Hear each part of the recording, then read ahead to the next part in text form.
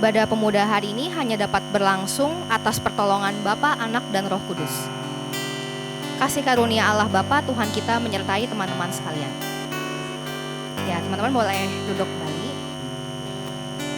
Sekarang saya mau mengajak kita semua untuk menyembah Tuhan Allah kita lebih lagi untuk segala hal yang Ia ciptakan, untuk udara yang boleh kita hirup, untuk kehidupan yang boleh kita jalani, untuk setiap karya dan kebesarannya, besar dan ajaiblah karyamu.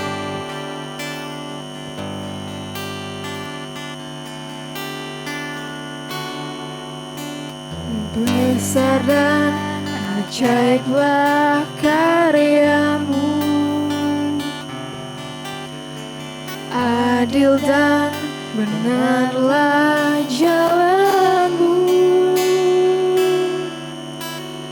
Raja segala bangsa yang Maha Kuasa, mulia namamu. Sekali lagi kita mau katakan besar dan ajaiblah karyamu. Besar dan ajaiblah karyamu, adil dan benarlah jalanmu,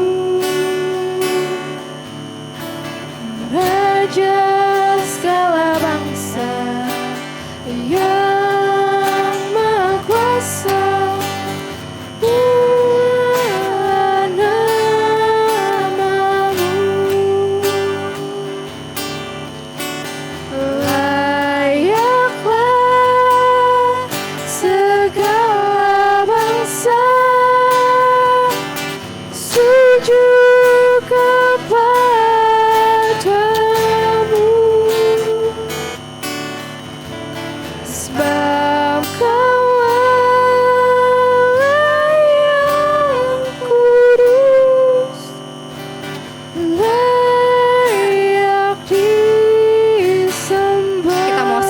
menyembah Allah kita mau sekali lagi nyanyikan besar dan ajaiblah karyamu.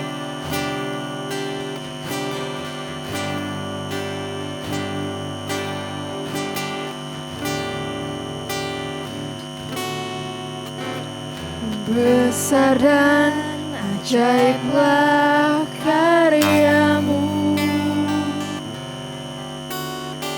adil dan benarlah jalanmu,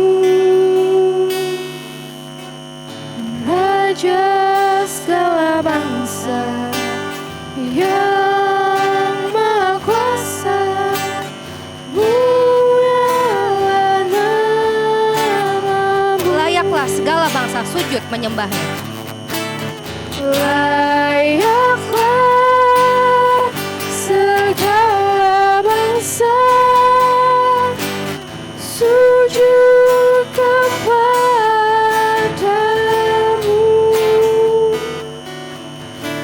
sebab Kaulah yang kudus, layak disembah.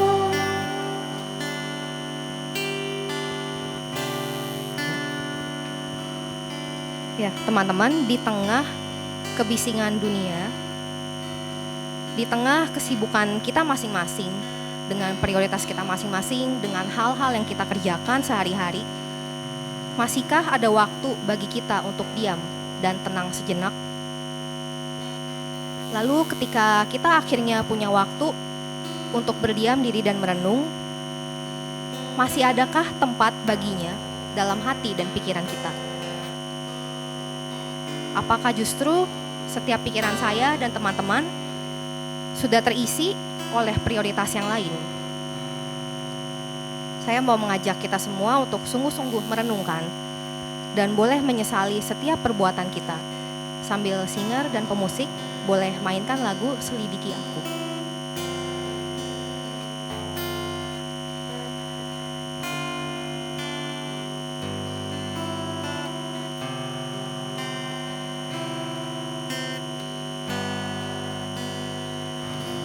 Selidiki aku, lihat hatiku, apakah ku sungguh mengasihimu, Yesus. Dengan segenap kerendahan hati Yang kita, Maha kita mau Tahu datang. Mintalah Tuhan selidiki dan setiap hati dan setiap pikiran kita. menilai hidupku. Tak ada yang tersembunyi bagimu. Telah kulihat kebaikanmu yang tak pernah habis di hidupku.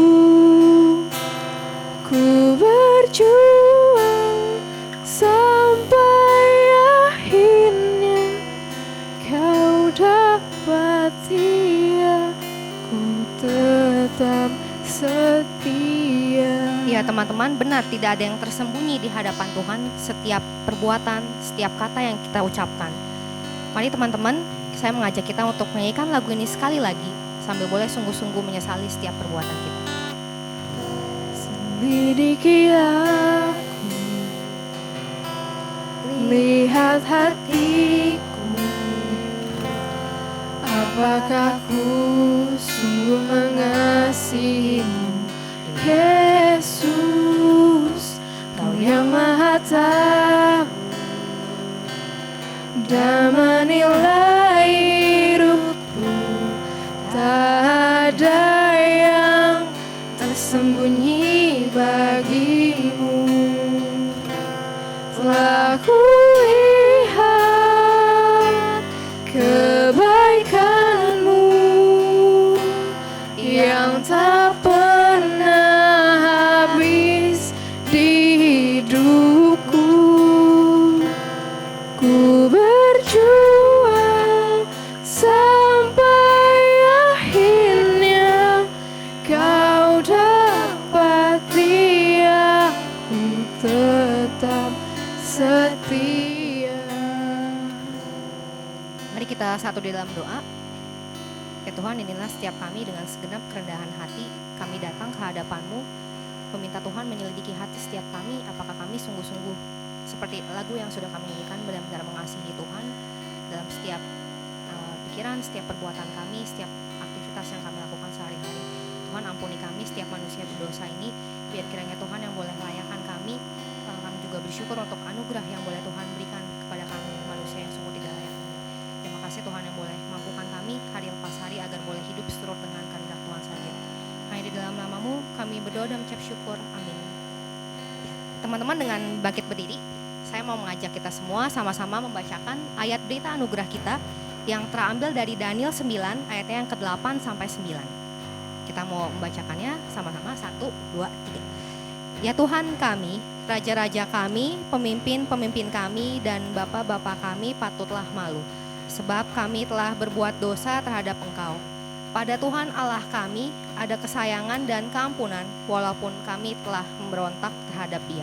Teman-teman, ayat ini kalau misalnya kita pikirkan secara logika manusia, kayaknya aneh gitu ketika kita udah begitu bersalahnya gitu. Bahkan disebutkan kayak di konteks ini pun mereka malu dengan leluhur-leluhur mereka, dengan bapak-bapak mereka atas dosa-dosa yang sudah mereka perbuat. Tapi di dalam Tuhan Allah kita sajalah ada kesayangan dan keampunan. Biarpun kita sudah berbuat dosa, kita sudah berontak terhadap Dia. Atas respon dari berita anugerah yang sudah kita bacakan, saya mau mengajak kita menaikkan pujian KJ 387, Ku heran Allah mau memberi, baitnya yang pertama dan ketiga.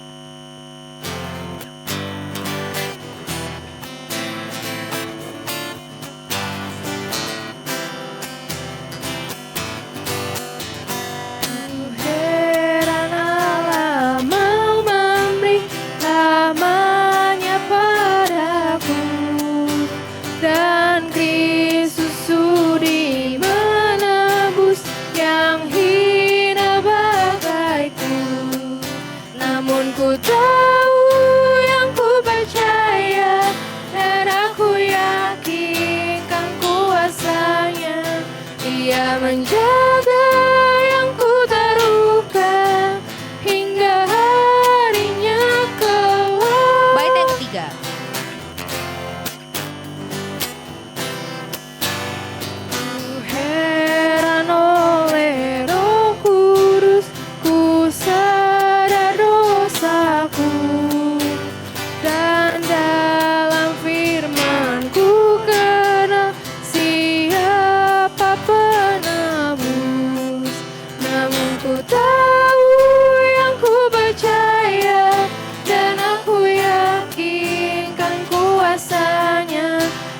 Dia menjaga yang ku taruhkan hingga harinya kelak.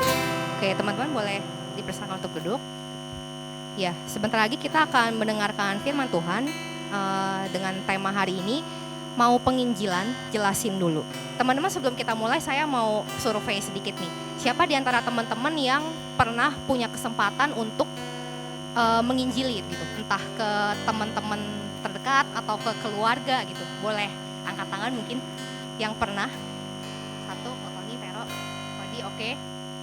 Lumayan banyak ya. Nah, buat teman-teman yang pernah, kira-kira kalau misalnya survei kasarnya gitulah, tingkat kesulitannya dari 1 sampai 10 itu berapa? Ada yang mau share mungkin? Yang tadi angkat tangan 10 apa berapa? 8, oke. Nah, sebelum kita mulai penginjilan, kira-kira apa sih yang harus kita jelasin gitu? Apa yang harus kita persiapkan? Terus ketika ada orang lain yang bertanya, apa yang harus kita beritahu? Apa jawaban apa yang harus kita jelaskan pada mereka gitu? Nah, supaya kita lebih tahu lagi tentang jawabannya, dan kita juga bakal sama-sama belajar lewat firman hari ini yang akan disampaikan oleh Pendeta Michael Wu. Kita mau mempersiapkan hati kita untuk mendengarkan firman Tuhan. Kita mau naikkan pujian Seperti Rusa Rindu Sungaimu.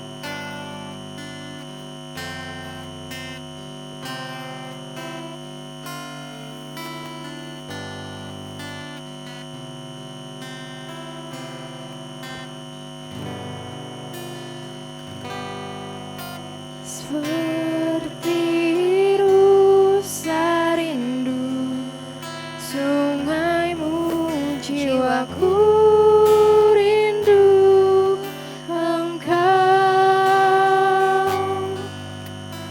Kaulah Tuhan hasrat hatiku, ku rindu menyembahmu. Engkau kekuatan dan perisaiku, kepadamu rohku berserah. Kaulah Tuhan hasrat hatiku, ku rindu menyembahmu.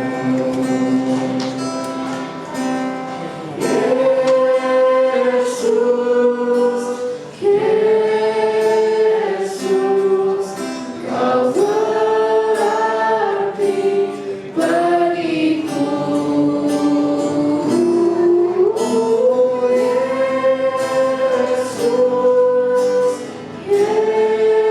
Yesus, Kau segalanya bagi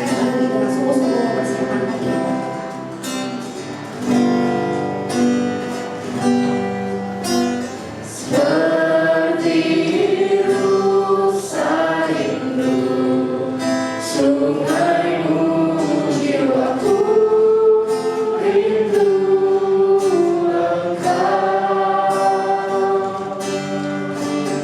Kaulah Tuhan hasrat hatiku, ku rindu menyembahmu. Engkau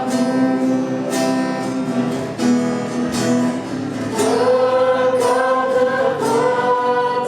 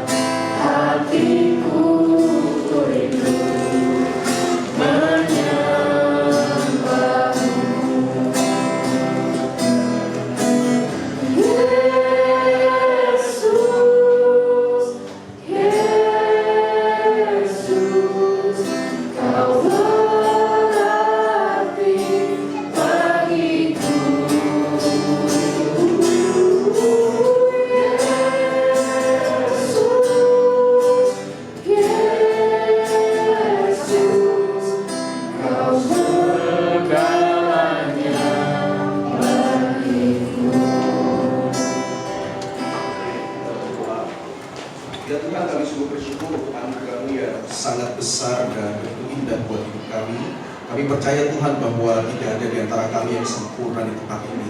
Maka dari itu kami sangat butuh anugerah-Mu, kami sangat butuh belas kasihan Tuhan dan kasih karunia Tuhan.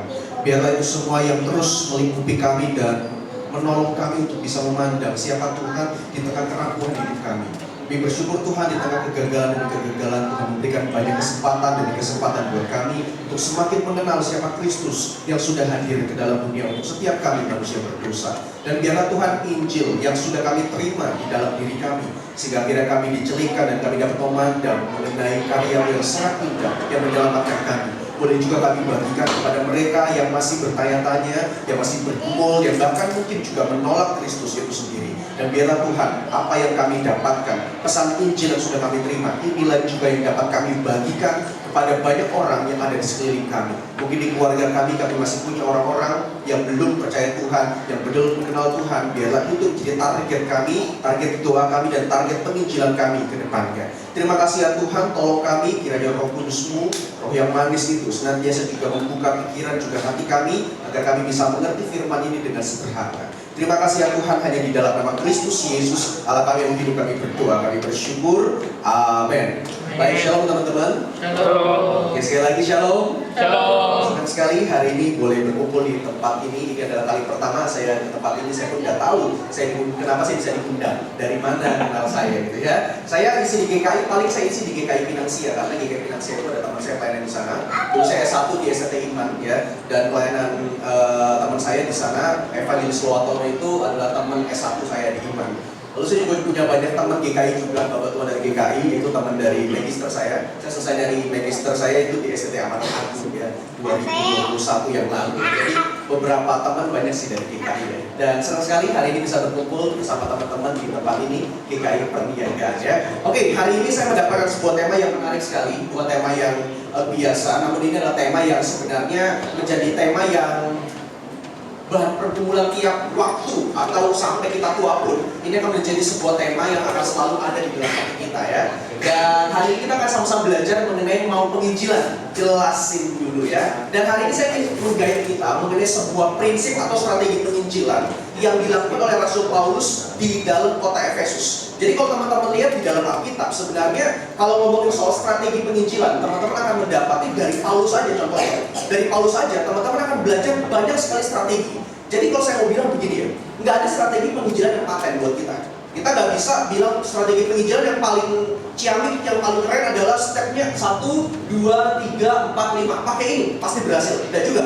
Karena kalau di dalam Alkitab, teman-teman lihat khususnya di dalam Kisah Para Rasul, ketika Paulus masuk ke Tesalonika, ke Efesus, ke Athena yang akan kita bahas hari ini, itu tuh strategi penginjilan Paulus itu sangat berbeda banget. Cara Paulus memberitakan tentang Kristus itu sangat berbeda. Tapi saya mau make sure buat teman-teman satu hal, percayalah bahwa apa yang kita jelaskan mengenai sebuah esensi, yaitu adalah Injil, itu nggak mungkin berubah. Jadi yang berubah adalah cara kita. Jadi nanti saya ingin coba jelaskan ke teman-teman, sekalipun kita paham mengenai Injil itu apa, esensi Injil itu apa, karena itu berita yang utama yang harus kita sampaikan pada orang-orang di sekitar kita. Kita harus juga memperhatikan mengenai kontekstualnya. Bagaimana kita membawakan berita Injil itu kepada teman-teman kita atau orang yang dewasa atau bahkan siapapun yang kita tidak kenal. Nanti saya akan juga cerita apa yang sudah saya alami ketika saya menginjil juga. Nah, hari ini kita akan fokus kepada pola penginjilan Paulus di Athena. Kita akan sama-sama buka di dalam Kisah Para Rasul 17 ayat 30 sampai 31 saja ya. Ini ada satu pasal dan di dalam pasal ini ada 3 penginjilan Paulus sebenarnya. Kita coba lihat di dalam Athena saja ya. Kisah Rasul 17 ayat 30 sampai 31 saja. Ini 30 dan 31 ini adalah seruan pertobatan dari Paulus buat orang-orang Athena sebenarnya ya. Namun nanti kita akan coba lihat di dalam atasnya apa yang mendahului Paulus ngomong. Sampai akhirnya Paulus menutup sebuah kesimpulan bahwa kamu harus bertobat ya. Ini sebagai sebuah panggilan. Kita akan baca sama-sama ayat 30 sampai 31. Yo, 1, 2, 3. Dengan tidak memandang lagi zaman kebodohan, maka sekarang Allah memberitakan kepada semua manusia bahwa di mana-mana semua manusia harus bertobat. 31. Karena Ia telah menetapkan suatu hari pada waktu mana Ia dengan adil akan menghakimi dunia oleh seorang yang telah ditentukannya, sesudah Ia memberikan kepada semua orang suatu bukti tentang hal itu dengan membangkitkan Dia dari antara orang mati. Ini adalah sebuah kesimpulan sebenarnya di mana Paulus setelah memberitakan Injil, Paulus akhirnya itu memberikan sebuah tantangan kepada orang-orang yang ada di Athena. Kalau kamu udah dengar berita Injil tentang Kristus yang mati dan bangkit, akhirnya kamu juga harus bertobat dan percaya. Itu adalah kesimpulan. Tapi saya tidak tertarik sama kesimpulan itu. Kenapa? Karena buat saya ada hal yang lebih urgent yang perlu kita pahami di bagian atasnya. Sebagai konteks membuka, kenapa Paulus akhirnya memberikan sebuah kesimpulan, kamu harus bertobat karena kamu dengar berita Injil. Nah, ada satu teolog namanya Timothy Keller, teman-teman. Timothy Keller itu mendeskripsikan Injil itu apa sih? Saya coba kutip beliau. Ini adalah salah satu teolog modern yang sangat saya senang. Saya bergumul tentang Timothy Keller ini sudah 3 tahun, sekarang masuk tahun keempat. Jadi saya senang sekali dengan teologi dia. Dia katakan begini mengenai Injil. Ini adalah esensi, ini adalah berita utama dalam penginjilan kita. Dan ini bagian core-nya. Jadi saya pengen teman-teman lihat ini dulu. Tim Keller mengatakan begini, the gospel is good news. It is not something we do, but something that has been done for us. Jadi sebenarnya Injil itu sederhana sih. Injil itu berbicara mengenai sesuatu yang sudah Allah kerjakan, tentunya di dalam Kristus buat setiap kita. Jadi setiap kita ngomongin Injil, kita bukan sedang berbicara mengenai apa yang bisa kita kerjakan buat Allah. Itu bukan Injil. Bukankah seringkali Injil itu disalahartikan atau disalahgunakan dengan banyak sekali? Banyak orang hanya cerita Injil, hanya fokusnya kepada dirinya. Pokoknya apa yang aku alami, apa yang aku bisa perbuat dengan Tuhan. Yang di-share tentang Injil adalah apa yang sudah dilakukan, artinya ketaatan apa yang sudah dia lakukan kepada Tuhan, dan itu yang di-share kepada orang. Jadi akhirnya orang itu bukan fokus kepada berita Kristusnya, tapi orang itu malah fokus kepada orang ini yang lagi berita kesaksian. Maka dari itu teman-teman pasti sering lihat kesaksian begini. Dia cerita, dia lagi Injil, lalu dia bilang, iya saya udah Kristen lama sekali, sudah tahunan, saya lakukan ini, saya jadi majelis, saya gini. Tidak salah dengan berita itu, tapi missing kalau andai kata itu menjadi pusat dari berita Injil. Kenapa? Boleh diklik? Karena bagi saya fokus penginjilan itu bukan pada kesaksian kita sebenarnya. Sekalipun kesaksian kita itu bisa menunjang orang yang dengar apa yang kita beritakan sih di dalam Injil itu. Tapi buat saya gini, kesaksian Alkitab lah yang paling penting tentang siapa kita. Kalau di bold, tentang siapa kita itu artinya apa? Tentang kita yang berdosa dan bagaimana Kristus yang adalah Allah itu turun dalam dunia untuk setiap kita. Itu berita yang paling utamanya sebenarnya. Dan namun banyak orang, teman-teman, missing di dalam titik ini. Dia yang fokus kepada orang itu. Makanya gini ya, banyak orang yang akhirnya percaya Tuhan. Saya sering banget dengar banyak orang percaya Tuhan karena diinjili sama satu orang ini. Saya nggak tahu metode penginjilan apa yang dia pakai, tapi setelah saya coba selidiki, maafkan saya kalau saya salah, dia menggunakan metode penginjilan itu yang berpusat kepada dirinya. Jadi andai kata begini, kalau andai kata dia tidak ada gereja, dia sebut mungkin ini adalah kata rohaninya. Nanti dia malah bilang, dia udah gak ke gereja lagi ya. Akhirnya jadi melempem, nggak ke gereja. Apa yang lebih parah, ketika kata rohaninya atau pembina rohaninya ya, sebutannya itu melakukan kegagalan. Akhirnya orang ini melihat, kok dulu menginjili saya kok akhirnya begini ya, gagal ya, jatuh dalam dosa ya. Akhirnya dia juga kena mental, akhirnya dia ngedown sendiri. Dan akhirnya dia nggak ke gereja. Nah teman-teman boleh dilihat ya, beberapa hal yang mungkin bisa menjadi fokus kita di dalam penginjilan. Ingat, bukan mengenai apa yang bisa mau kerjakan buat Tuhan. Karena bukankah kita percaya segala sesuatu yang bisa kita kerjakan saat ini buat Tuhan, itu adalah respon kita terhadap karunia Roh Kudus yang sudah melahirkan kita. Amin. Itu semua bukan berbicara tentang kita, dan itu bukan Injil. Ingat, Injil bukan berbicara tentang kita, tapi tentang siapa? Kristus. Karena pada dasarnya kita adalah manusia gagal, manusia lemah, manusia tidak bisa apa-apa, tapi ditolong oleh Kristus. Dan akhirnya kita bisa hidup sampai titik ini. Itu beritanya. Dan saya mau bilang begini dari titik ini, artinya apa? Kenapa saya masuk dalam bagian ini? Karena ini juga sebenarnya yang diberitakan oleh Paulus. Boleh diklik sekali lagi? Dalam Kisah Para Rasul 17 ayat 24 sampai 25. Kalau teman-teman lihat, ini adalah ayat sebelumnya. Ayat sebelumnya di mana Paulus akhirnya tadi bilang, dan ayat 30 sampai 31, dia bilang kamu harus bertobat. Jadi sebelum Paulus ngajak orang bertobat di Athena, Paulus itu tahu bahwa kota Athena adalah kota yang sebenarnya bukan kota yang biasa. Kalau teman-teman belajar tentang Athena, teman-teman akan mengetahui bahwa Athena itu adalah kota yang sangat indah, sangat keren. Banyak sekali karya-karya seni di sana, patung dan lain sebagainya. Cakep banget, itu kota seni lah. Nah, tapi yang membuat Paulus itu sedih ya, bahkan Paulus katakan hatinya itu sedih. Dia melihat banyak sekali patung-patung itu jadi bahan untuk disembah. Artinya patung berhala. Saya lagi nggak bilang gereja nggak boleh punya patung, atau saya lagi nggak bilang bahwa teman-teman nggak boleh punya patung di rumah atau apapun, bukan. Karena kalau teman-teman melihat itu sebagai sebuah karya seni, silakan. Tapi masalahnya di Athena itu bukan. Mereka punya patung tapi mereka sembah. Itu kekeliruannya. Nah, di dalam titik ini sebenarnya Paulus masuk untuk memberikan sebuah pesan Injil buat orang-orang di Athena. Ya, ayat 24 sampai 25 dikatakan begini. Allah yang telah menjadikan bumi dan segala isinya, Ia yang adalah Tuhan atas langit dan bumi, tidak diam di dalam kuil-kuil buatan tangan manusia. Ya, sekalipun Paulus tahu bahwa kuil-kuil ini bagus, indah, menarik untuk dilihat, tapi Paulus tahu kuil ini ada untuk penyembahan. Dan Paulus bilang apa? Apa yang kamu kerjakan di dalam kuil ini itu adalah hal yang sebenarnya sia-sia. Kenapa? Karena itu adalah buatan tangan manusia. Kalau lihat lagi lebih dalam ayat 25, dan juga tidak dilayani oleh tangan manusia, seolah-olah ia kekurangan apa-apa. Jadi Paulus itu sebenarnya ingin mengatakan kepada orang-orang Athena pada waktu itu, bahwa apa yang kamu kerjakan, apa yang kamu buat pada masa itu, sekalipun bagus, indah, kamu pikir itu adalah suatu hal yang punya punya kehidupan. Berarti kamu melakukan itu seakan-akan itu punya sesuatu yang berpengaruh buat hidupmu. Enggak. Karena Allah itu seakan-akan dibatasi oleh sesuatu yang kamu buat. Dan Paulus mengoreksi bagian ini dengan sangat dalam. Dan teman-teman tahu apa yang Paulus maksudkan di dalam esensi ini? Ketika Paulus mengoreksi tata cara ibadah orang Athena, yang waktu itu adalah punya banyak sekali dewa. Saya mau bilang, esensinya sangat sederhana. Paulus sedang ingin berbicara bahwa apapun yang manusia kerjakan, perhatikan, apapun yang manusia kerjakan dengan pikiran bisa membuat Allah untuk melihat dirinya adalah diri yang baik. Itu adalah tindakan yang sebenarnya sia-sia. Dan inilah sebenarnya yang sedang dikerjakan oleh orang itu. Dan saya mau bilang, makanya Injil tadi itu bukan berbicara tentang kita kan. Injil tadi itu kan berbicara tentang Kristus, bukan tentang kita. Dan ini juga yang Paulus katakan sebenarnya buat orang-orang Athena sebagai core-nya, bahwa percuma kamu bikin semua hal, bikin patung, bikin apa, dan kamu pikir kamu bisa dihargai, kamu bisa diampuni, kamu bisa mendapatkan kehidupan yang lebih baik. No, bukan itu. Karena agama itu bukan berbicara tentang kita sebenarnya, tapi tentang siapa? Tentang Kristus buat kita. Dan ini sebenarnya Paulus sedang tekankan buat orang-orang di Athena.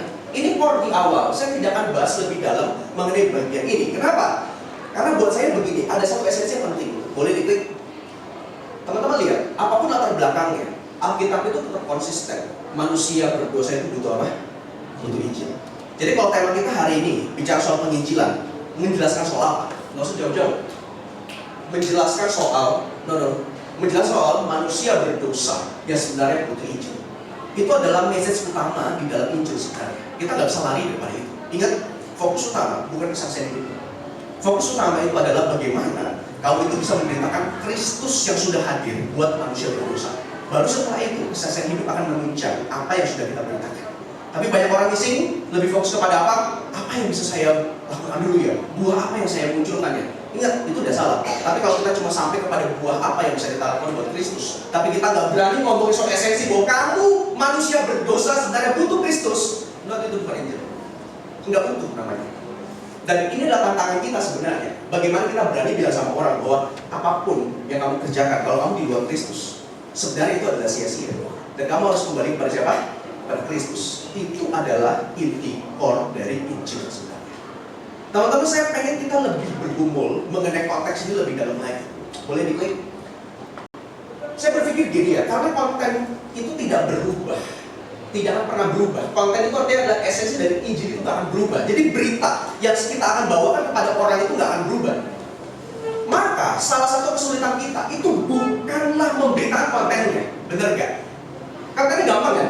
Teman-teman cuma perlu menjelaskan mengenai kita itu manusia berdosa yang sebenarnya nggak bisa ngapa-ngapain dengan segala apapun yang bisa kita kerjakan.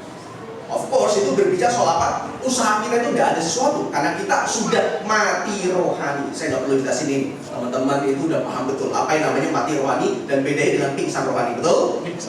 Pingsan rohani ya. Kita pingsan apa mati? Ayo, coba tanya kiri kanan. Manusia berdosa itu pingsan rohani apa mati rohani? Tahu beda pingsan sama mati gak? Tahu beda pingsan sama mati? Orang pingsan itu tempeleng, dia masih bisa hidup gak? Masih bisa marah-marah. Saya kasih contoh paling gampang lah. Satu buku tulisan dari Edwin Palmer, dia jelasin tentang the 5 point of Calvinism.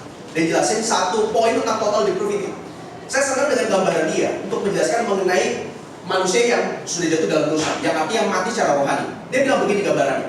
Kalau mau menggambarkan manusia yang sudah mati secara rohani, itu sederhana sekali. Bayangkan aja, kita itu ada di dalam sebuah lautan yang sangat besar, ya. Lalu ada satu orang tenggelam. Ada 2 orang tenggelam. Yang satu orang itu ada di permukaan air. Dia ngapung, bisa bayangin dia ngapung. Lalu satu lagi, dia ada di dasar laut. Dan saya mau tanya, kira-kira yang lagi ngapung, apakah masih punya kesempatan untuk tiba-tiba sadar lalu teriak, help me, help me? Ada? Itu bisa rohani. Atau yang kedua, kemungkinan kedua, ada nggak orang yang di tepian pantai yang ada di sana, sebutlah itu penjaga pantai, itu bisa dengan teropong melihat, wih, ada orang hanyut. Ada kemungkinan dia bisa diselamatkan? Kemungkinan sangat banyak, sekalipun kecil, tapi tetap ada kemungkinan. Dan saya mau bilang, itu namanya pingsan rohani yang sudah terombang-ambing di laut, tapi sebenarnya tidak mati. Dan saya mau bilang, orang yang sudah jatuh dalam dosa itu bukan seperti orang yang ada di laut tapi ada di atas, ya, di permukaan air. Yang tiba-tiba dia bisa melek, lalu dengan usahanya dia bisa berteriak, help me, help me. Atau dengan usahanya dia bisa berenang lagi. Saya pernah belajar filsafat sama pendeta Gideon A. Dia bilang sama saya, tahu gak, kita manusia itu punya kekuatan super. Gue tanya, lu bisa manjat pohon gak? Bisa manjat pohon gak? Ada yang bisa, ada yang enggak? Ada yang fobia sama anjing gak? Ada ya, misalkan ya, kalau dengan suara anjing gonggong aja, wah langsung bisa lari. Tahu gak, kekuatan super kita bakal muncul di saat-saat titik-titik di mana kita tuh sedang ada di ujung tanduk. Ada pernah yang ngalamin dikejar deadline? Sebelum-sebelumnya sejauh deadline yang lu kerjakan, lu punya paper di makalah di kampus, kayaknya kerja itu susah banget. Tapi udah last minute kayaknya, langsung cepat lampu. Nyala otaknya. Itu kekuatan super loh. Bilang kiri kanan, itu sebenarnya superhero. Punya kekuatan, ya kan? Nah, saya mau bilang begini ya. Orang yang di laut tadi sebenarnya, ketika dia dalam situasi yang benar-benar genting, yang udah di ujung tanduk, dia tahu dia di air, di tengah laut, dia tuh kayak bisa punya kekuatan super. Sekalipun dia nggak bisa berenang, dia tiba-tiba kayak bisa berenang. Ombak. Sama orang yang nggak bisa manjat pohon, kalau fobia sama anjing, ketika dikejar sama anjing, tiba-tiba dia nggak tahu caranya, gimana dia bisa ada di atas pohon. Tiba-tiba manjat aja, itu fact, itu fakta. Dan teman-teman tahu, itu bukan gambaran orang jatuh dalam dosa. Orang jatuh dalam dosa itu nggak punya kemungkinan kecil untuk bisa datang sama Allah. Amin. Nggak punya kemungkinan apapun dalam hidupnya yang bisa datang sama Allah dengan kebaikannya, dengan usahanya, dengan minta tolongnya, atau orang menolong dia. Nggak ada. Itu bukan manusia jatuh dalam dosa. Dan teman-teman harus menggambarkan, itu bukan manusia yang jatuh atau rusak secara total. Tapi manusia jatuh dalam dosa adalah manusia yang ada di dasar laut. Kalau di dasar laut, kemungkinan tidak ada sama sekali, betul? Kalau Anda sudah di dasar laut, ada nggak kemungkinan orang yang ada di tepian itu tahu Anda ada di bawah? Nggak mungkin, kecuali Anda kelihatan lagi turun ke bawah. Tapi kalau udah di bawah, nggak mungkin, benar? Kalau udah di bawah, saya mau tanya lagi, bisa tiba-tiba hidup terus berenang lagi ke atas? Nggak mungkin, karena udah mati. Dan disitulah sebenarnya penggambaran manusia sudah jatuh dalam dosa, di mana Allah itu akhirnya menolong kita, menarik kita dari bawah untuk ke atas. Dan teman-teman tahu indahnya iman di mana? Ketika engkau sudah ditarik dari dasar laut, ditaruh ke tepian, engkau dilahir baru. Dihembuskan sebuah nafas yang baru, itu karya Roh Kudus. Dan lihat, ketika pertama kali lu udah bisa melek, ketika lu ditarik dari atas ke bawah, dan orang yang pertama kali lu lihat itu adalah Kristus. Gue mau tanya, siapa yang kita nggak makasih sama dia? Dalam ucapan pertama kita. Otomatis kalau kita udah tahu kita mati, terus kita ditaruh di tepian, kita dihidupin, pasti ucapan pertama yang muncul kalau kita lihat muka atau wajah Tuhan yang menarik kita dari dasar, kita pasti bilang thank you Tuhan, amin. Thank you Tuhan, terima kasih. Itu soal iman. Jadi iman itu ada ketika manusia sudah dilahirbarukan, sudah dihidupkan. Teman-teman, ini bicara soal manusia sudah jatuh dalam dosa, dan ini sebenarnya inti dari Injil, dan ini harus teman-teman sampaikan kepada orang-orang banyak. Jadi teman-teman sekalipun nggak vulgar nyampeinnya. Wah, percuma lu kayak gini, ngapain, nggak bakal masuk surga. Nah itu nggak juga. Sekalipun message-nya betul intinya. Nanti kita akan lihat. Maka dari itu Injil penuh dengan konteks sebenarnya. Tantangannya di sini sebenarnya. salah satu kesulitan menginjil, ingat, bukan kontennya. Kontennya saya percaya, gue kasih lu buku tentang tulisan Calvin, tentang tulisan buku doktrinal atau apapun, lu bisa pelajari, lu bisa baca, lu bisa ngerti. Ikut seminar di mana-mana, bisa tahu mindset Injil tuh sederhana sekali. Tapi yang jadi masalah adalah apa? Mendeliver konten itu dalam konteks itu yang susah, betul?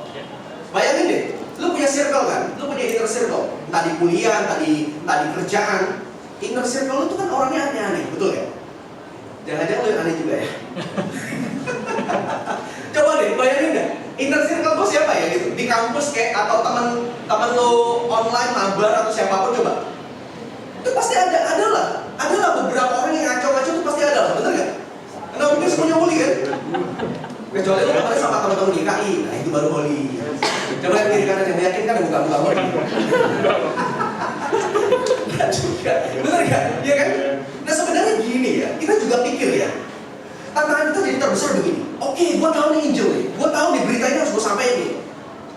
Let's say Pak, inner circle gua, tapi nggak segampang itu kan? Lu nggak bisa datang ke taman mabar lu yang udah biasa caur-cauran bareng, guyon-guyonan, dagelan sama-sama gitu. Terus lu bilang, bro, ikut gereja yuk. Gila, lu bisa diketawain, bener gak? Lu bisa kayak, apaan sih? Apaan sih? Lu juga gak bisa bilang, bro, nanti lu mati mau kemana bro? Nggak ada. Apalagi lu nanya itu sama orang tua. Mah, pah, kung, apo, oma, opa, kakek, nenek. Saya mau nanya, nanti kalau mati kakek nenek kemana? Gila ditempelin lu. Kalau itu orang tua lu dihapus kali dari kakak gitu ya. Kurang ajar ini anaknya. Kita nggak bisa. Maka dari itu yang sebenarnya berat adalah konteksnya. Dan hari ini gue mau coba jelasin dari strategi Paulus yang terakhir ya. Dari strategi Paulus bagaimana mendeliver konten itu sesuai dengan konteks yang ada. Ini sebenarnya sederhana, agak tricky, tapi semoga ini menolong teman-teman. Dan saya percaya tiap kita itu punya konteks yang berbeda. Tapi ini esensi yang penting buat kita pelajari dulu ya. Ada dua hal yang penting. Oke, yang pertama, sebelum mulai itu, gue ingin kita baca dulu. Boleh diklik Kisah Para Rasul 17. Kita baca ayatnya di atasnya lagi, 16 sampai 21. Yuk kita buka lagi. Ini adalah dua prinsip sebenarnya, di mana Paulus itu sangat kontekstual dengan konten yang dia punya sebenarnya. Ayat 16 sampai 21, boleh kita buka sama-sama? Kita akan baca dulu. Saya nggak tulis di sini, tapi teman-teman buka Alkitab saja.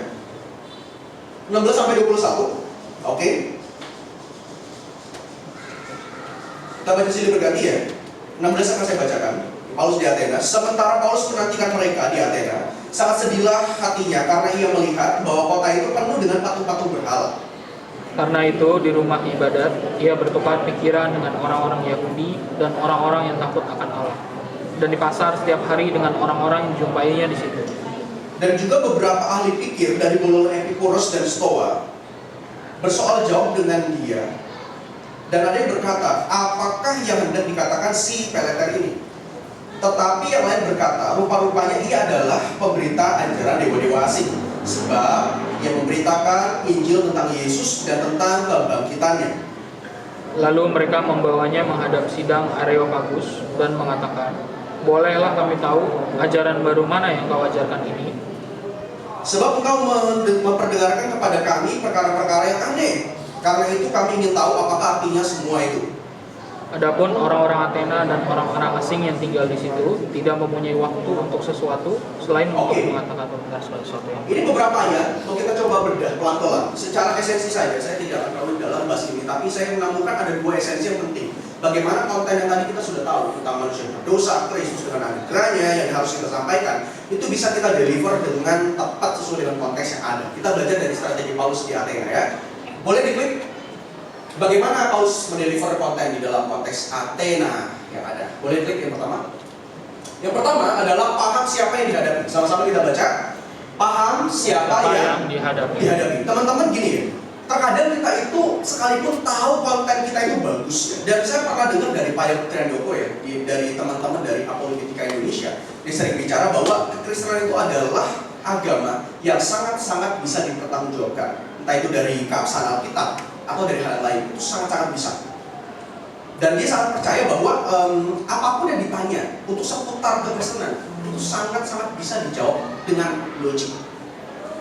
Dan itu bukan jadi masalah sebenarnya. Ingat, yang jadi masalah adalah teman-teman harus paham siapa yang sebenarnya sedang kita hadapi di sana. Karena sekalipun kita punya konten yang baik, yang bagus, tapi kalau kita nggak kenal dan kita nggak tahu siapa yang sedang berhadapan dengan kita, percaya deh, apa yang kita ngomong itu akan sia-sia aja tuh udara. Dan dia nggak bakal dengerin apa yang kita ngomong. Dan ini penting sekali. Dan kita mau lihat apa yang Paulus singgung dalam bagian ini. Boleh diklik? Teman-teman lihat dalam ayat 17. Tadi dikatakan apa? Karena itu di rumah ibadat, di sinagog, Paulus itu bertukar pikiran dengan orang-orang Yahudi dan orang-orang yang takut akan Allah, dan di pasar setiap hari dengan orang-orang yang dijumpai di situ. Oh, ternyata begini konteksnya. Ketika Paulus sampai Athena, dia melihat kota ini betul-betul penuh dengan berhala. Pernah ke Singkawang? Siapa yang pernah ke Singkawang? Orang Singkawang? Orang tua, oke ya, sakit jauh. Ya, bener ya, Singkawang. Saya orang Sungai Pinyu, jadi saya tahu. Istri saya orang Singkawang, ya. Nah, di Singkawang itu tuh punya julukan kota 1000 berhala, betul ya? 1000 kue tuh. Sorry, jangan ngomong berhala itu mahal ya. Lagi kayak ini di porak-poranda sama orang kendang gitu. Kota 1000 kue ya, ya kan? Nah, teman-teman, itu juga mungkin yang Paulus saksikan sih ketika dia baru masuk Athena. Itu banyak sekali, tapi di satu sisi dia adalah seorang rasul yang harus sampaikan firman. Dan dia Paulus sudah secara langsung. Dan kalau kita belajar soal Paulus juga, kita tahu Paulus orangnya smart sekali. Dia pintar, soal hukum dia paham, ya kan? Soal apapun dia paham, teologi dia apalagi, itu paham sekali. Dan dengan segudang kepintarannya, smartnya dia itu nggak langsung datang ke Athena, langsung porak-porandakan. Semua seperti Yesus. Ini semua adalah sia-sia dan lain sebagainya. Tapi kita lihat ya, Paulus itu malah apa? Bertukar pikiran. Ini menarik banget. Kalau teman-teman lihat apa yang Paulus lakukan di sana, ini sangat kontekstual dengan keadaan yang ada di dalam Athena. Saya coba singgung dulu apa yang ada di dalam pasal 17, boleh diklik. Ingat, di Athena Paulus itu berdiskusi, dia bertukar pikiran. Dan teman-teman tahu nggak, di dalam pasal 17 itu dibagi dengan 3 perikop.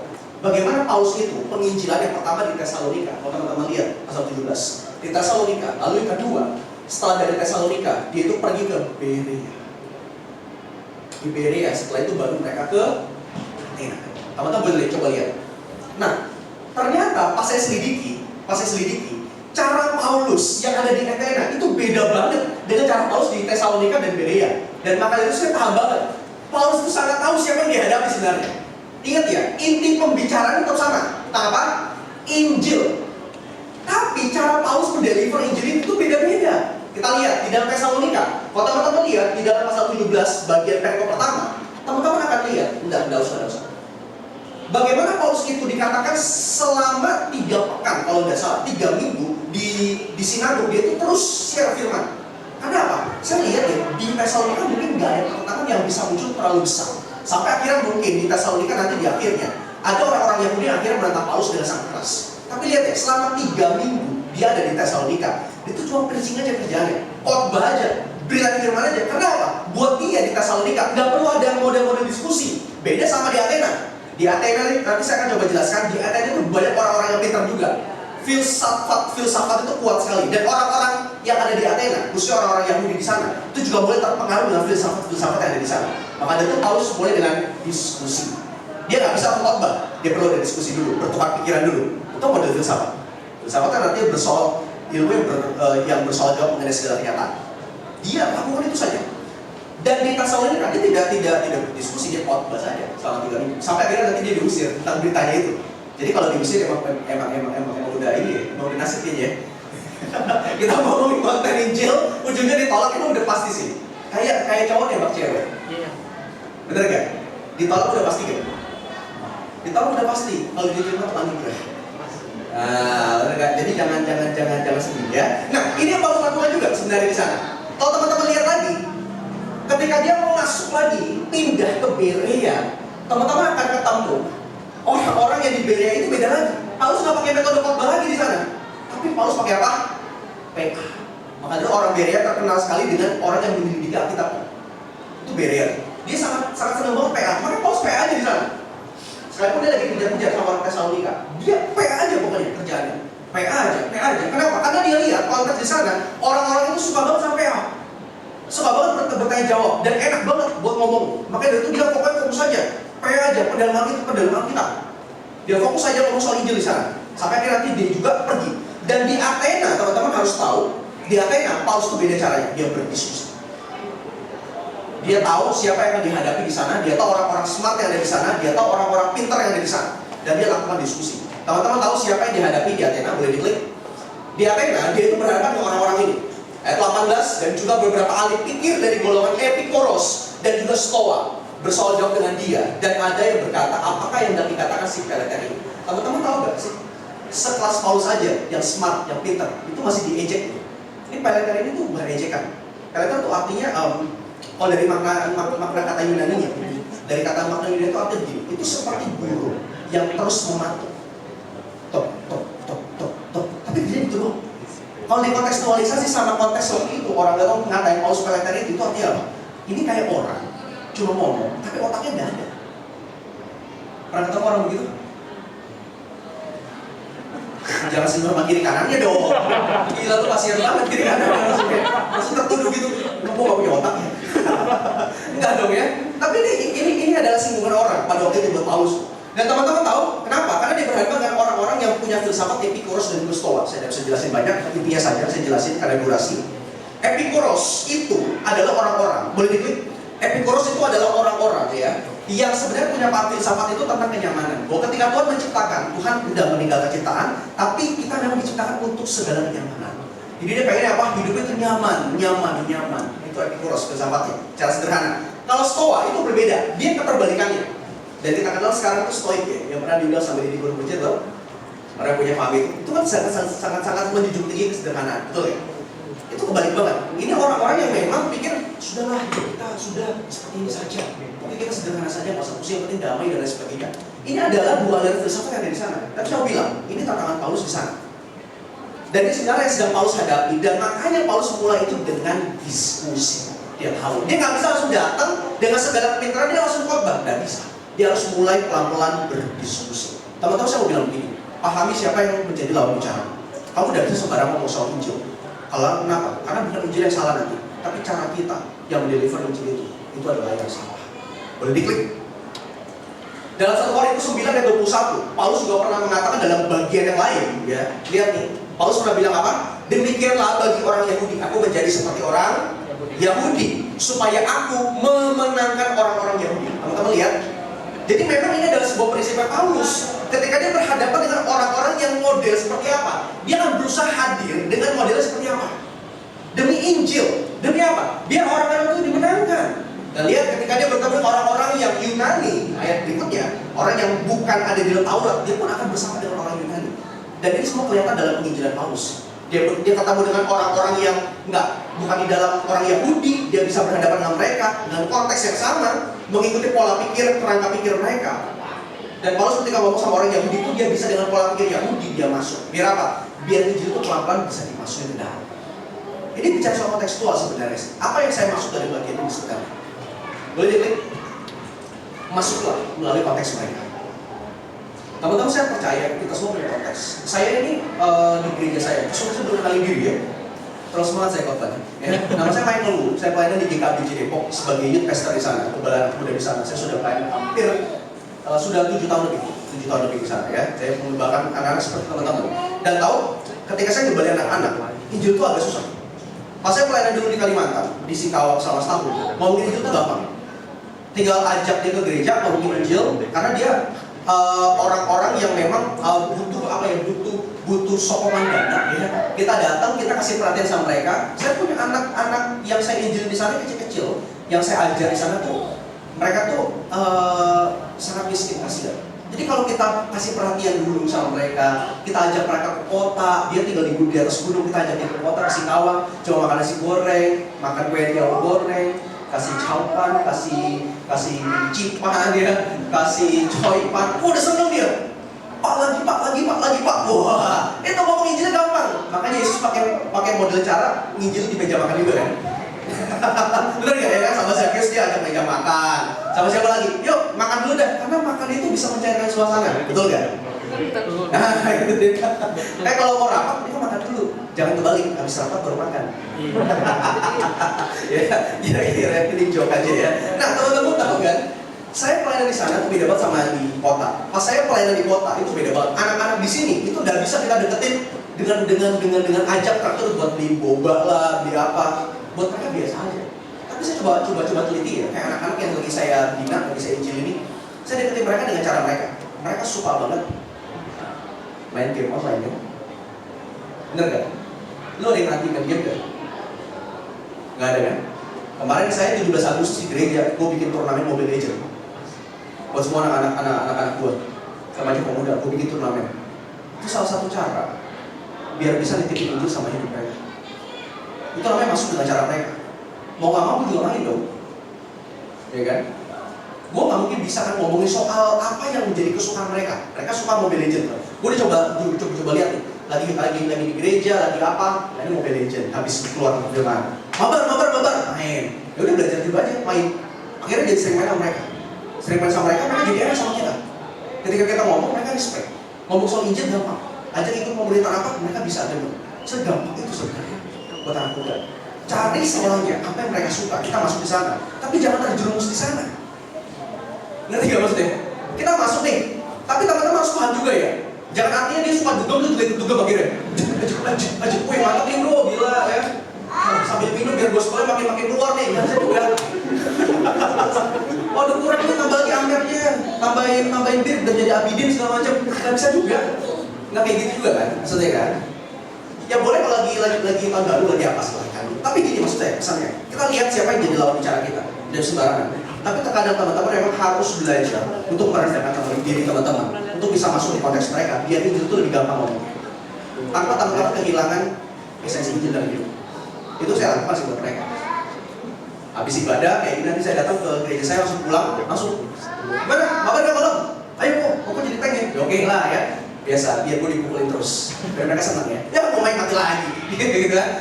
Atau kayak gitu. Pokoknya sampai mereka nyaman. Intinya kayak gitu sih. Teman-teman lihat siapa yang jadi lawanmu dan coba masuk pelan-pelan lewat cara mereka. Tapi ketika sudah masuk, klub dapat perhatian mereka, pelan-pelan ngomongin soal itu. Dan itu butuh proses. Tapi konsisten aja. Artinya kita juga nggak terlalu strict sama berita yang kita beritakan. Sebenarnya ini model Paulus sebenarnya. Dan yang terakhir, apa yang Paulus lakukan juga buat orang-orang di Athena. Yang kedua, selain Paulus itu fokus kepada apa yang ada di depannya, siapa yang jadi lawan bicara dia, saya melihat bahwa Paulus itu gini ya, fokus pada baby step. Tahu baby step ya? Langkah kecil. Banyak orang berpikir, dan orang banyak menolak untuk bisa menginjil. Kenapa? Yang paling sering saya dengar apa? Saya tidak punya kapasitas buat itu. Saya tidak bisa punya kapasitas buat bicara di tempat audiens yang besar. Saya dulu sebelum jadi hamba Tuhan, saya juga nggak bisa ngomong. Kesaksian aja gue terbata-bata loh di depan. Bisa gemetar di depan orang. Tapi kalau sekarang bisa lancar, bisa ngomong, itu karunia dari Tuhan. Dan buat saya itu masalah kecil. Kenapa? Karena saya udah lewatin baby step itu sudah ada. Dan ini juga yang Paulus sedang hadapi. Saya mau bilang begini, dalam pengajaran juga sama sih. Kita nggak mungkin punya sebuah angan-angan yang besar. Langsung bilang, oh pokoknya kalau nginjil itu artinya apa? Saya bisa ngomong soal Tuhan dengan perfect. Cakep. Sampai orang itu terima. Udah juga. Ingat, yang konten kita tuh udah sama, tapi cara kita mendeliver itu sebenarnya sama. Dan di sini kita perlu belajar dari baby step. Apa yang harus kita lakukan? Kita coba lihat dulu dari Paulus ya. Boleh diklik? Apa maksudnya baby step Paulus? Nih, lihat ya. Ayat 17, masih di ayatnya tadi. Dikatakan begini, karena itu di rumah ibadah, Paulus itu bertukar pikiran. Dan lihat, bukan cuma di rumah ibadah, tapi di mana? Di pasar-pasar. Teman-teman tahu gak? Ketika Paulus ke rumah ibadah, itu jadi baby step-nya dia. Ketika dia masuk ke pasar, itu jadi baby step-nya dia. Paulus ke pasar gak cuma beli sayur. Paulus ke pasar gak cuma beli sesuatu, tapi dia ngomong sama orang-orang. Kenapa? Karena di bait Allah, di sinagog, Paulus itu bertemu dengan orang-orang Yahudi. Dan dia bertukar pikiran dengan orang-orang Yahudi. Itu baby step-nya dia. Pelan-pelan, tiap hari dikatakan. Dia ketemu, dia ngobrol. Yang paling sering jalan aja. Sering berkomunikasi saja. Makanya ini agak susah nih buat teman-teman yang introvert, yang agak susah untuk ngomong. Tapi ini Paulus lakukan. Ketika di pasar dia juga sama. Dia bertemu dengan orang-orang yang ada di pasar, orang-orang Yunani, karena itu tempat yang sangat ramai buat mereka. Dan teman-teman tahu kenapa ini menjadi baby step Paulus? Karena Paulus juga tahu. Ketika dia pelan-pelan mulai dari baby step ini, dia pelan-pelan di pasar, dia tahu suatu saat dia bakal ditarik sama petinggi-petinggi yang ada di dalam Athena. Dan dia harus mempertanggungjawabkan apa yang dia ngomong. Dan teman-teman tahu, ini murni terjadi. Boleh diklik? Ayat ayat 19 dikatakan, lalu mereka membawanya menghadap di sidang Areopagus. Teman-teman tahu, setelah Paulus pakai baby step pelan-pelan, kecil-kecil ya, ngomongin soal Injil di pasar, ketemu dengan orang, bersoal jawab tentang kehidupan, tentang manusia, tentang Injil, itu kabar mulai tersebar. Ini orang pintar juga ya, ini orang smart juga ya. Di sinagog juga sama orang Yahudi bilang, iya nih ada orang jago nih, pintar nih.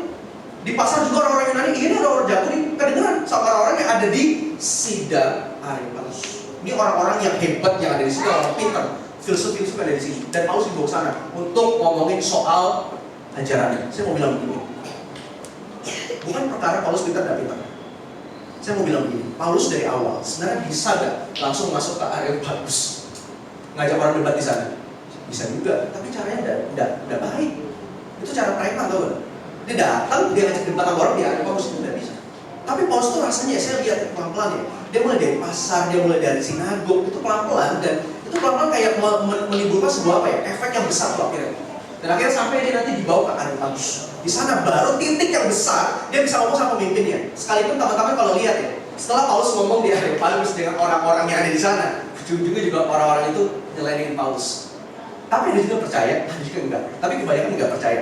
Mereka malah menertawakan Paulus. Tapi gini ya, ketika dapat kesempatan, Paulus itu mempergunakan dengan sangat baik. Dia mulai ingat dari baby step. Saya mau tutup mengenai bagian ini dengan sebuah cerita yang saya alami secara pribadi. Sebelum itu boleh diklik dulu. Saya mau bilang begini, kapasitas yang besar itu disertai dengan tindakan yang besar. Itu tidak selalu punya dampak yang besar. Jangan pernah berpikir yang kayak gitu. Paulus punya kapasitas besar, tapi kalau disertai dengan tindakan yang besar, hasilnya nggak selalu punya sebuah dampak yang besar. Ingat, dia punya pintar, dia punya tindakan yang langsung gebrak. Ayo mana sini orang pintar, di Athena, sini debat. Hasilnya nggak begitu besar, belum tentu. Tapi orang yang punya kapasitas besar, tapi coba melakukan dengan hal-hal kecil, itu lebih bisa punya pengaruh besar. Makanya Tuhan Yesus juga pernah bilang kan, you harus setia sama perkara kecil, baru you mau ngomong soal perkara besar. Ini semua dilakukan oleh Paulus. Baby step yang dia lakukan. Saya akan tutup sama satu ayat dan saya akan cerita untuk boleh diklik. Saya ngalamin ini, saya dapat rema dari ayat ini 1 Timotius 4 ayat 12 ketika saya penggembala sama anak muda saya. Dulu saya tahu banget ayat ini dari saya SMP apa SMA. Saya udah sering banget ikut soal ini, tapi saya nggak ngerti maksudnya apa gitu. Saya cuma tahu ini sebagai hafalan aja. Ini gampang banget dihafalin kan? Jangan pun seorang pun membangun rendah karena kau muda, jadilah teladan bagi orang percaya. Dalam 5 aspek kan? Dalam perkataan, dalam tingkah laku, behavior, dalam kasihmu, dalam kesetiaanmu, dan dalam kesucian. Ini gampang banget dihafalin. Tapi teman-teman tahu, ini saya pakai akhirnya menjadi kekuatan di dalam pengembalaan yang saya lakukan di anak muda. Ada satu ceritanya di kepengurusan. Saya lagi ngomong soal Injil, sama kayak gini. Saya lagi ngomong soal Injil, lalu dia satu pengurus saya yang masih baru, dia bilang sama saya, kok aku kayaknya nggak bisa ke gereja lagi deh. Kenapa? Sama aku nggak bisa pelayanan lagi deh. Soalnya dia bilang nggak bisa pelayanan. Terus saya bilang, kenapa kamu nggak bisa pelayanan? Waktu itu dia adalah seorang yang sesi pelayanan. Dia menjalankan pelayanan. Itu udah tahun 2017, 2018 kemarin. Dia bilang sama saya, ya kok aku kebayangan kegiatan di luar kayaknya, kebayangan di gereja pelayanan. Aku nggak boleh dibolehin sama papaku. Waktu itu papanya belum Kristen. Terus saya kan bingung nih, wah gimana nih? Masa saya harus bilang sama dia, nggak bisa. Oke, kamu anak Tuhan, harus ke gereja. Pentingin siapa? Pentingin Tuhan. Nggak boleh pentingin keluarga. Itu bukan prinsip saya. Buat saya, melayani Kristus dan melayani keluarga itu hal yang sama. You ada di gereja, you melayani Kristus, you di rumah, you bersama keluarga, itu hal yang sama. Dan saya bilang sama dia, saya ajak mereka menulis soal bagian ini. Saya bilang, kamu coba refleksiin deh dari beberapa aspek ini di dalam kehidupanmu sebagai seorang anak. Saya bilang sama mereka, coba ya kita spiritual check up dalam perkataan. Kamu terima di mana? Apakah ketika kamu datang ke gereja, perkataanmu itu jauh lebih baik ketika kamu ada di gereja, atau perkataanmu tidak ada yang lebih baik ketika kamu tidak di gereja? Dia diam. Akhirnya dia jujur. Iya sih, terkadang kalau papa suruh aku masih suka ngelawan. Nah, bagus jujur. Saya tanya pelan-pelan, Akhirnya saya bilang sama dia, oke, mulai hari ini, pokok stop kamu buat banyak terlalu aktif di gereja. Dia kaget. Kenapa kok? Kamu fokus di rumah. Kalau papamu bilang kamu udah boleh gereja, ya sudah, kamu urut saja dulu. Kamu deh, gue jadi anak yang baik dulu. Tapi kok tetap follow kamu tetap baca firman, tetap kamu video call sama Kopro. Itu belum ada Zoom, video call sama Kopro. Dia lakukan itu beberapa waktu. Dan papanya coba lihat, dan mulai ada perubahan, dan akhirnya dia boleh ke gereja lagi. Teman-teman tahu gak? Akhirnya, setelah dia lakukan itu, beberapa tahun setelah itu, dilakukan hal yang sama. Di tahun 2019 sebelum pandemi terjadi, papanya mau ke gereja loh. Papanya berada di gereja, itu ada Natal, dia ajak Natal. Pak, Natal keluarga Pak, dia udah datang ke gereja. Dan ketika datang, langsung disambut sama gembala kita Pendeta Engki Setiawan. Dia langsung disambut dengan baik, di follow up, dia percaya Tuhan. Sama-sama lihat kan, itu baby step. Kita nggak mungkin bisa langsung ngomongin Tuhan sama keluarga kita. Kalau dari baby step kita ada sendiri. Gimana kita ngomong, saya sering banget ngomong sama anak-anak, lu di rumah hati-hati ketika ngomong. Dan dikit-dikit anjir, dikit-dikit apa. Orang tua tuh lihat. Bagi orang di luar sana juga lihat. Tingkah laku dan segala macam. Ini baby step sebenarnya. Dan teman-teman bisa lakukan ini pelan-pelan. Jadi fokus sama baby step dulu, baru teman-teman bisa ngomong soal Injil. Nanti kalau ada kesempatan teman-teman ngomong soal Injil, orang bakal tanya, lu kok kayak gini ya, lu kok beda ya? Lu kok bisa tampil kayak gini ya? Baru lu ngomong Injil. Kenapa? Karena Tuhan sudah baik. Baru lu bisa ngomong banyak kesempatan itu. Tapi ingat, baby step itu penting juga dalam penginjilan kita. Nah, teman-teman, ini yang sebenarnya bisa saya bagikan buat kita. Ini sebenarnya Paulus katakan, dan Paulus coba lakukan di dalam penginjilannya di Athena. Dia punya konten yang kuat, tapi ingat konten yang kuat itu disokong dengan kontekstual yang tepat. Dan inilah yang bisa kita dengar, kiranya firman Tuhan memberkati setiap kita. Mari kita tundukkan kepala, kita berdoa. Ya Tuhan, kami datang kepadamu, kami bersyukur untuk anugerah-Mu, untuk memimpin kami di dalam mendengar firman ini.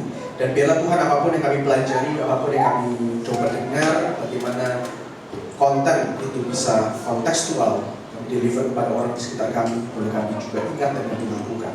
Tuhan, berikan kami kemampuan dalam Roh Kudus-Mu, dan dimanapun kami berada, ketika ada kesempatan itu, kami berani untuk berbicara tentang Injil itu. Ajar kami untuk melakukan hal kecil, perkara-perkara kecil, agar semua itu bisa pelan-pelan membentuk sebuah daya yang besar, ledakan yang besar, sampai orang itu nanti bisa mau untuk kenal Tuhan karena apa yang kami lakukan di dalam tahap kecil ini. Terima kasih ya Tuhan, berkati buat teman-teman pemuda tempat ini, biar mereka fokus, setia, lakukan segala hal dalam hidup mereka. Dalam nama Yesus kami berdoa, kami bersyukur. Amin.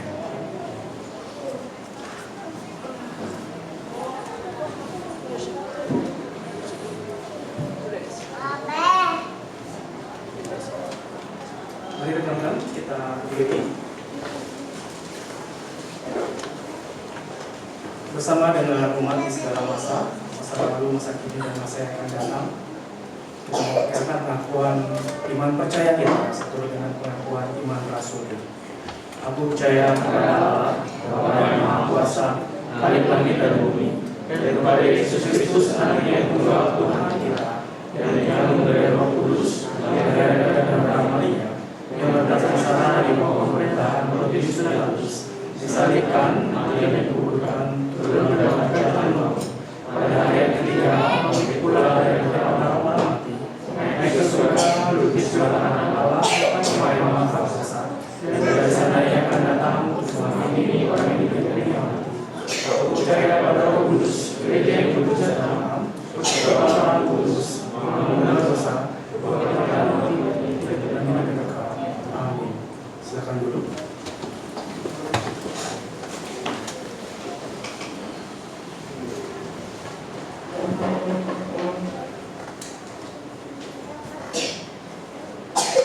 Dan kita akan sama-sama berdoa untuk beberapa pokok doa. Tapi sebelum pokok doanya ditampilkan, seperti biasa kita akan ambil waktu sekitar 5 sampai 7 menit ya untuk yang mau berdoa sebelah kiri kanan. Kita tanyakan apa yang mau didoakan oleh masing-masing teman yang bisa berdua atau bertiga ya, teman-teman silakan. Saya beri waktu 5 sampai 7 menit.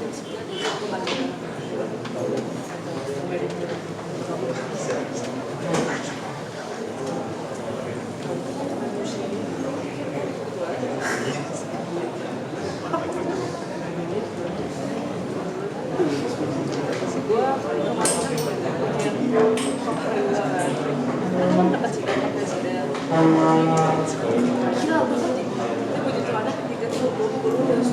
Karena gue nggak lulus. Terus gue balik sama tahu aja dong, kalau nggak ingat tuh lagi lulus. Soalnya bisa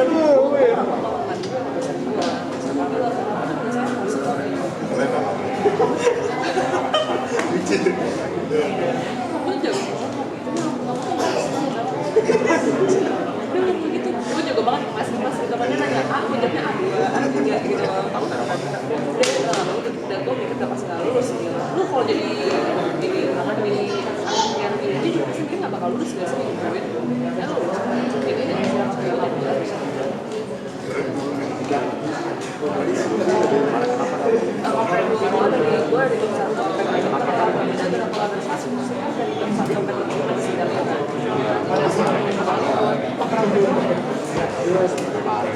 udah nanya biar gue keluar dah.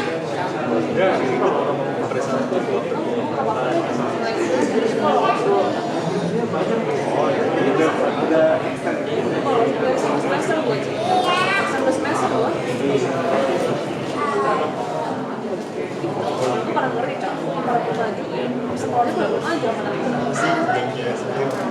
Dan sekarang masih banyak bikin kameranya. Kameranya gitu. Emang bisa ya? Lagi itunya yang bisa berani. Nah, Siapa yang geserin?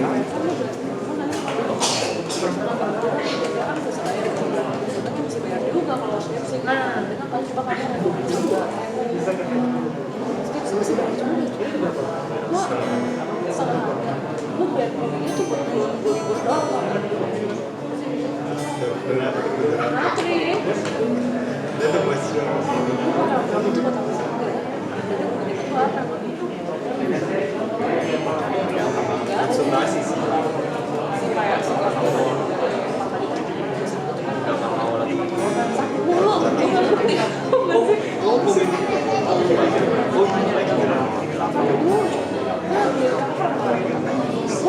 semester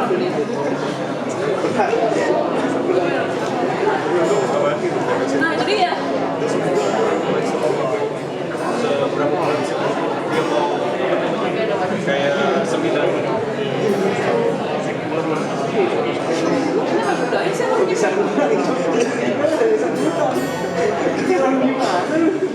Jadi dia mulai udah kayak bikin baru gitu. Jadi dia udah pernah dulu.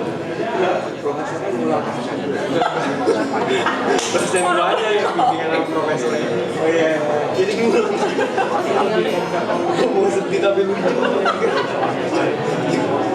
Ya sekarang gue kayaknya bakal kasih tau anak-anak yang gue skripsi. Jadi jangan kayak dosen-dosen.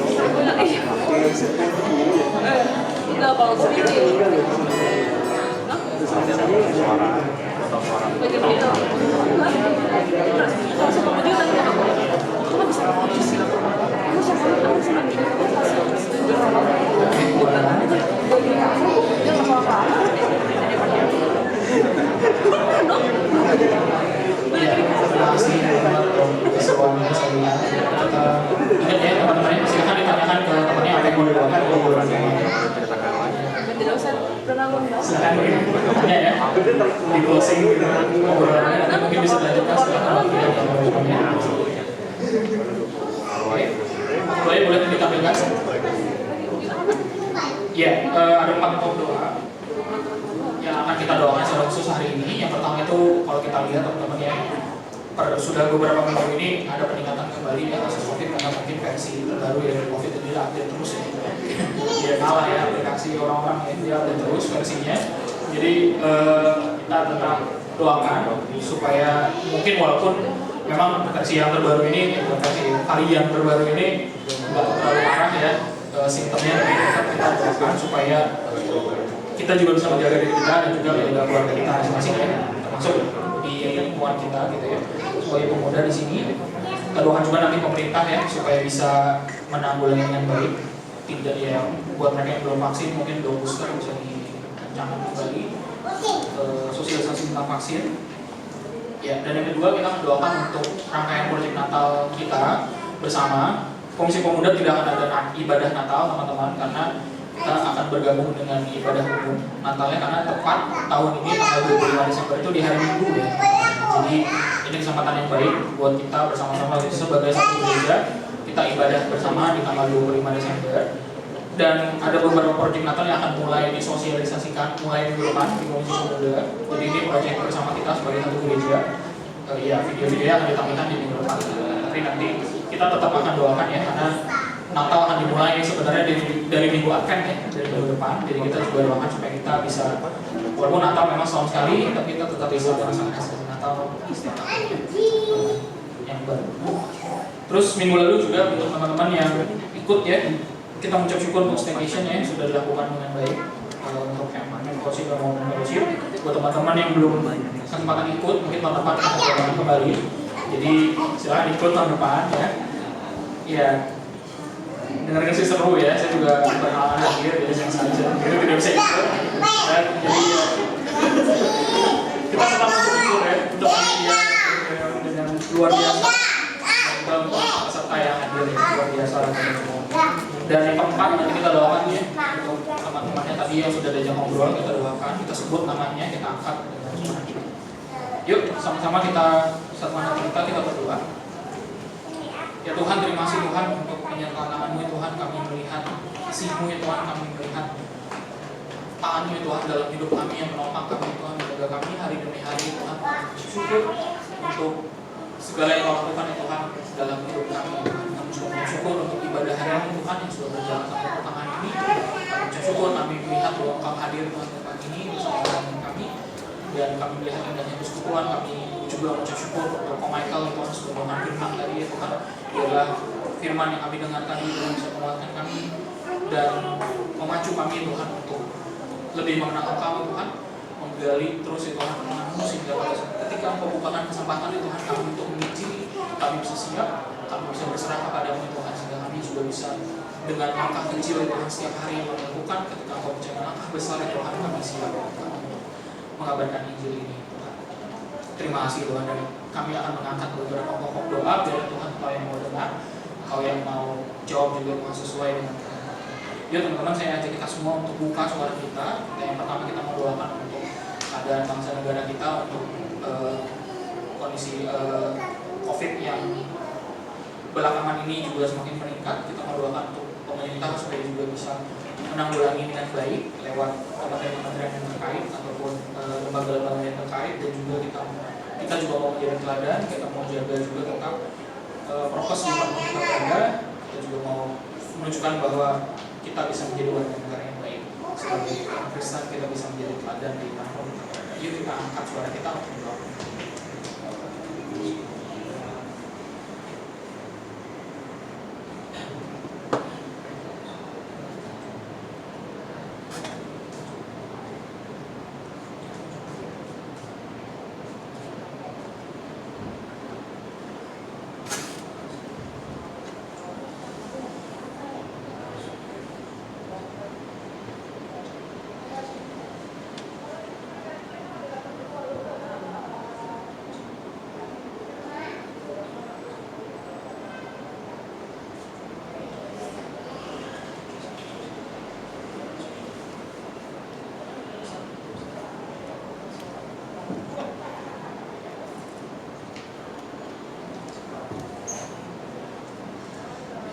Kita sama-sama angkat.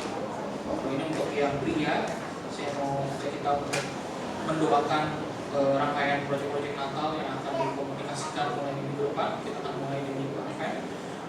Biarlah lewat momen Natal tahun ini juga kita bisa sama-sama merasakan sukacita Natal, dan terlebih lagi dari sukacita Natal ini kita juga bisa bagikan sukacita Natal ini ke sekeliling kita.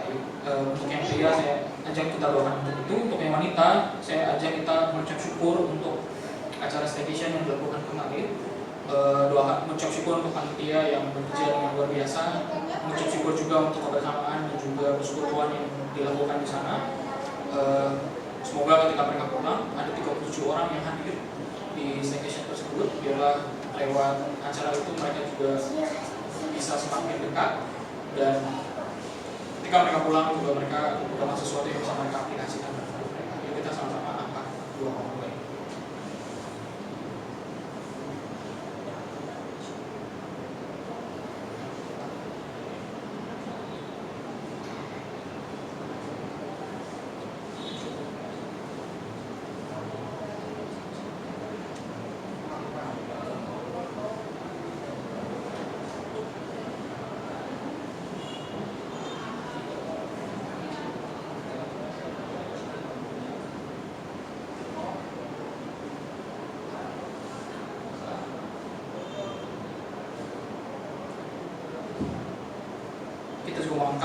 berdoa untuk teman-teman yang tadi kita ajak ngobrol sekeliling kita, kiri kanan kita mau sebut namanya, kita mau angkat pergumulannya ke hadapan Tuhan, dan biarlah Tuhan juga yang mau menjawab sesuai dengan kehendak dan waktu. Jadi terima kasih.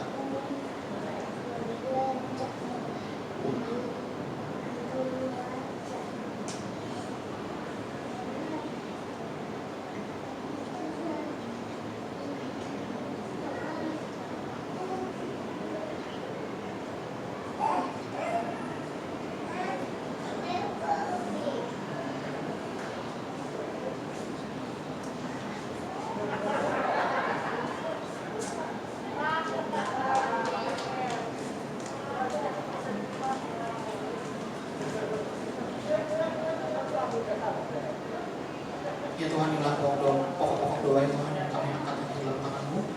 Kami yakin dan percaya Tuhan bahwa Engkau mendengarnya dan akan menjawab ya Tuhan sesuai dengan kehendak-Mu ya Tuhan. Mungkin tidak selalu iya ya Tuhan jawabannya, tapi kami mau belajar beriman ya Tuhan, bahwa Engkau memikirkan yang terbaik untuk kami. Biarlah Tuhan kami mau serahkan juga kepada kami ini di minggu ini Tuhan, supaya sampai akhirnya nanti Tuhan kami bisa tetap fokus, tetap juga ya Tuhan melihat bahwa ibadah ini Tuhan kami adakan sebagai persembahan kami Tuhan kepada Engkau. Dan kita akan bersekutu bersama ya Tuhan, ketika kami melakukan ibadah ini Tuhan, kami mau yakin dan percaya Tuhan bahwa Engkau hadir sama-sama kami bersama dan kami bersekutu bersama. Terima kasih Tuhan, kami serahkan ibadah kami hari ini dalam kami, dan juga pokok-pokok doa yang kami angkat tadi dan ke dalam tangan. Dalam nama Yesus kami berdoa.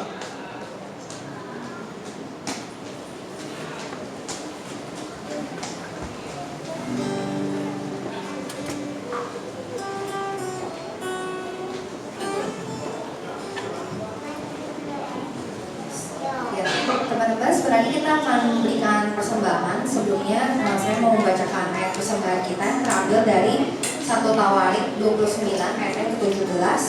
Aku tahu ya Allahku bahwa Engkau adalah penguji hati dan berkenan kepada keikhlasan, maka aku pun mempersembahkan semuanya itu dengan sukarela dan tulus ikhlas. Dan sekarang umatmu yang hadir di sini telah kulihat mempersembahkan persembahan sukarela kepadamu dengan sukacita. Ya teman-teman, bisa memberikan persembahan dengan cara scan QR code yang nanti ada di layar, sambil kita menyanyikan lagu dari NKB 197, Besarlah Untukku.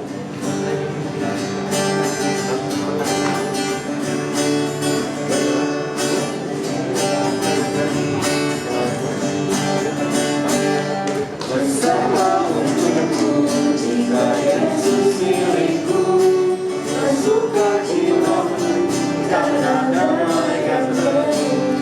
Meskipun angin keras badai dunia menderu, namun ya hatiku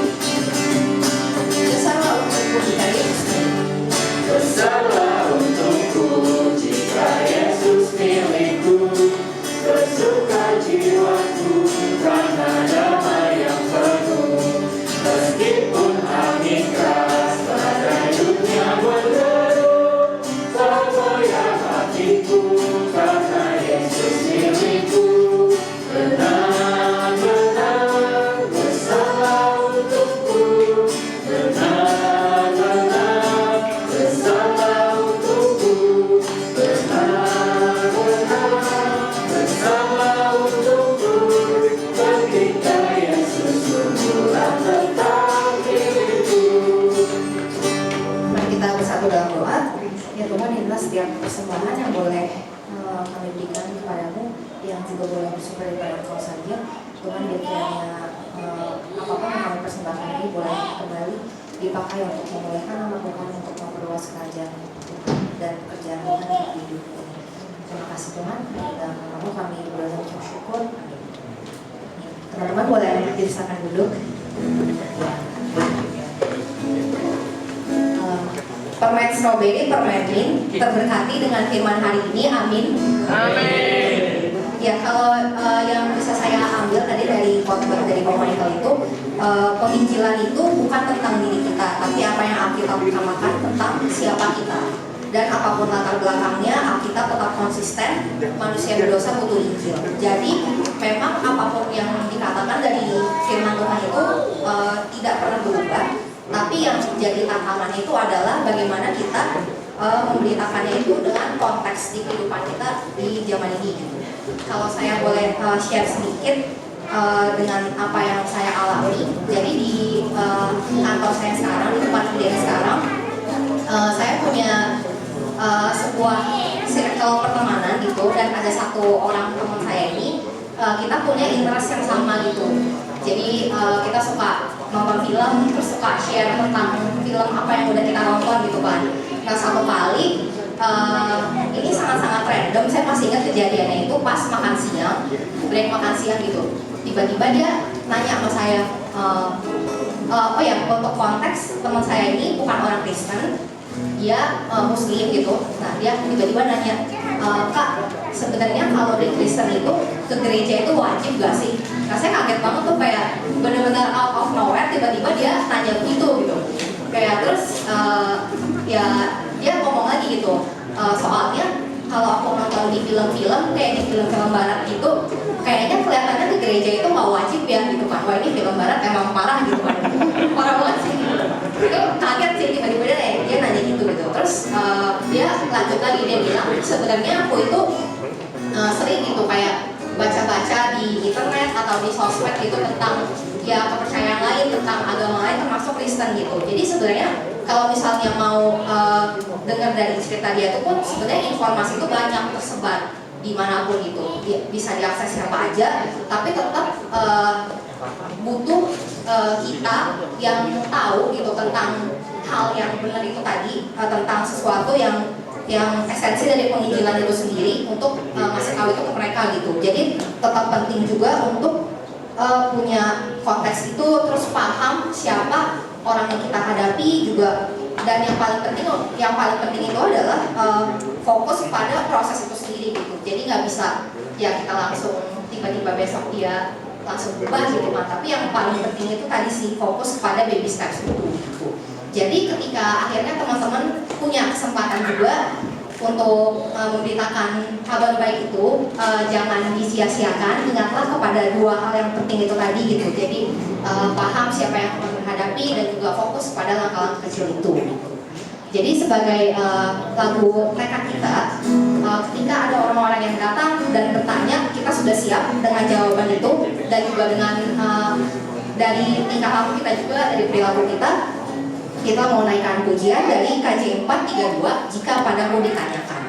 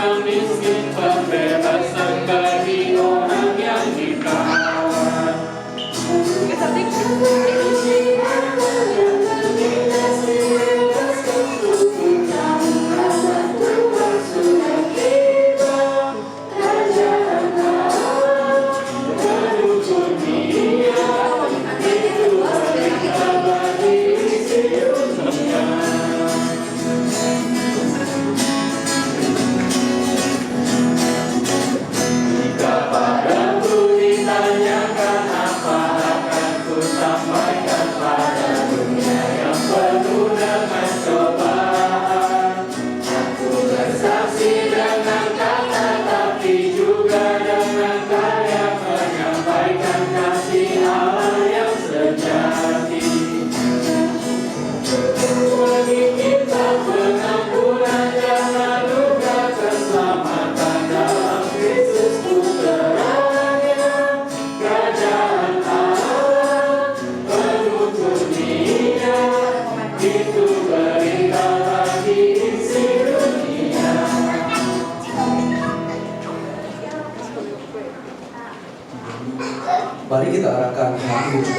kita kepada Allah Tritunggal, sumber segala berkat itu yang akan senantiasa memberkati kita mulai dari hari ini sampai Kristus nanti datang kembali. Mari kita angkat tangan kita kepada Dia. Kiranya kasih yang sempurna daripada Allah Bapa kita, penebusan yang sempurna yang sudah selesai dikerjakan melalui anaknya Yesus Kristus, penghiburan, kekuatan, dan juga penyertaan yang sempurna yang lahir daripada Roh Kudus akan senantiasa membimbing kita, menyertai kita untuk tetap bisa menguji sesuai dengan konteks yang ada mulai dari hari ini sampai Kristus datang yang kedua kali, bahkan kita menunggu sampai selama-lamanya. Amin.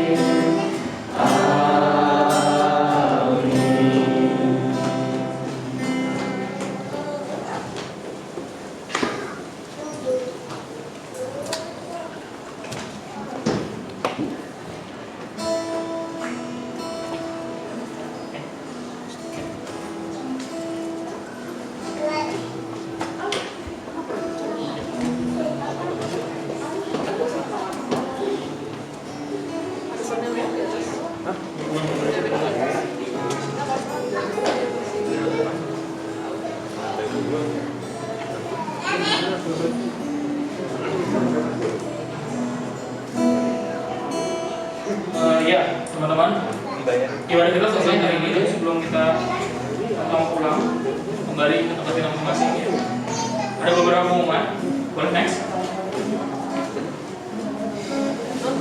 Nah, ini mungkin nggak terlalu kelihatan ya teman-teman ya, tapi ini sebenarnya rangkaian ibadah ya cicilannya.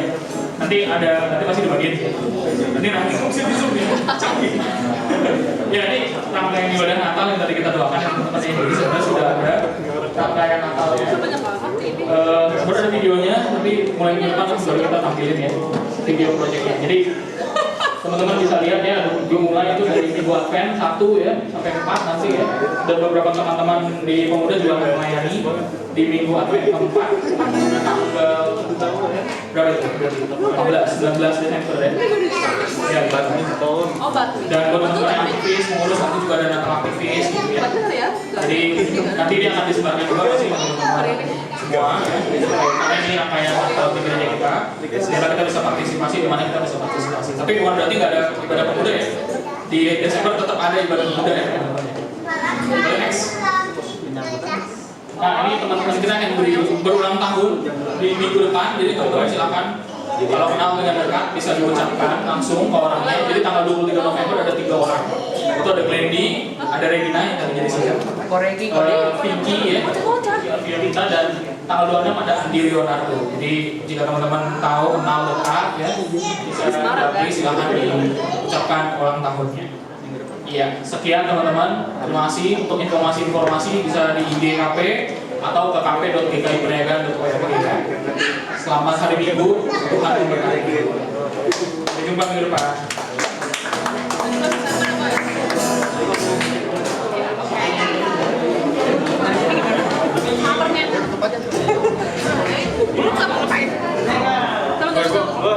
Senior yang bersukses. Sukses gila. Lo kepala apa ya? Sukses. Senior. Tapi kamu sudah masuk.